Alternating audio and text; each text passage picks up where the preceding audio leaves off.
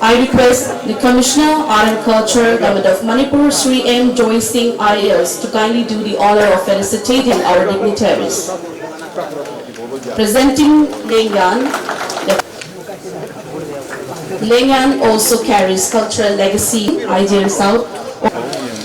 So ladies and gentlemen, the flag is unveiled. I will read out. Government of Manipur, Department of Art and Culture.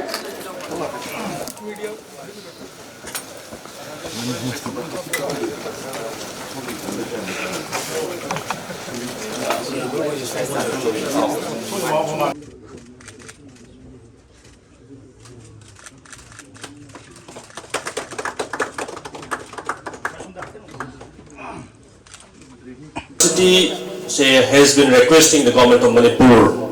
I'm really so thankful to the Honorable Chief Minister of Manipur. It's been one of the very important places in and civilization of the location since last many years. Planning and Development Authority, government of Manipur has been continuous particular infrastructure and making it one of the very prominent historical place as well as the destination for people who would like to love, who would like to work in the field of art, culture, tradition, civilization. So in deference to the needs of the local society, we as Assam Rifle took this decision to give this land back to the rightful people who are more connected to this historic piece of land. We understand the value, we understand the sentiments, and we respect the sentiments of the people which are associated with this venue. For us as Assam Rifle, what was important that we must maintain our presence in this strategically important location. So, Aina honorable CM the heart of the akoi thamoi sengna thagat sabada haifetang pangibaje thaboine onthorpa simade really appreciate tawi adi ining tawgi jaga sida Assam Rifle tam sangna dagi leire aduna Assam Rifle je adi MU gi satra singi MU gi circle dagi chu yamna kanba pressure leibani ma simtang ship tawbiraga tiena sei khragi mamangna thamba kanda thaboina tawbirakpa ai thamoi sengna thagat chari ngwa phamina ba kanda Sumaina Assam Rifle gi adi Maharaj Gambir Singh gi palace ariba konung oramba jaga sida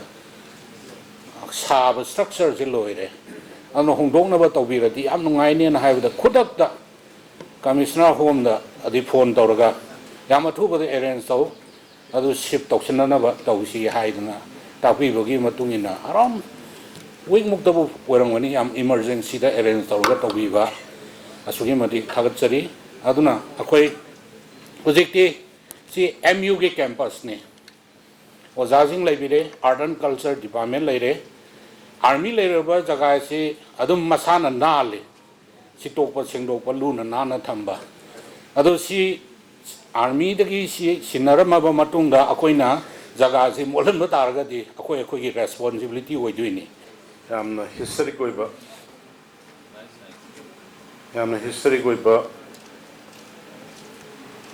pikpa chawbogi wana taba tam kuina Manipur gi miyam hangaga lakpa talaga lakpa tabulaina Manipur University gi oza singh mahiroi singh na adum hek tatana hek ai thengna bu khudingi auna bu khudingi khaira lakpi ba mafam ma nasi praja singh da sinabagi thoram sida alaman my bills MU is other subjects in Mampuna Media Friends. Nasiki function Chisu Tangai Padina of the Bayard of Portamoiva. The Amaroina Manipur University was asking a Medisatas in a Teneriba campus Manum Sida Heck class holding it Sibagi Gari Heck Lakpa, Amma Heck Taupa, Madugi, free Ujudaba, Adumayam. Was asking the show. Madugi academic atmosphere da leiriba ali mathata moi khoi ki puari da cái nó na ai mà lúc karam siam nó chúng mày ăn nó thòng kre cái yam nó history cái sago na badu kumba Langthabal konung na sidai da Maharaj Gambhir Singh magi sidai da darbar hold adagi magi laisung na singwa phajana leiri sambat ninga gosu Assam Rifles sing su moina sida leiri si nation sigi oiba security gi region yam koina Assam Rifles si Manipur da leiri si around 100 sahi cham gi matak aduna kudak da moisu hek hongtong hongjin lu yada banina adu tamna akhoi gi yamna historical oiba mafam sing monument sing jaga sing tamna moi ge wari sanaraga ai Major General Rabu am understanding like DG adum understanding like sumba yam historical oiba aduga mayam gi academic university gi campus gi hek nang na bani na ga haibus mo yam seriously lo ya matam kedang lo gi busi ko gi moi gi alternative amadi sinda ba ya da bani na madu gi alternative area du sinna na balang na bada thank you bani madu gi dong dai Manipur niyam da madi Manipur gi maro ina Manipur university gi wazasing Rasinglen hoi kari hoi sedam thena kuding hai gare amni sa symptom to loktoksi hai ado mayam puna muktai manu gi apologize sobjari ngasai kanona Major General Rabrub na so hai ke badu maina koi new hope with new vision with new understanding koi start over the car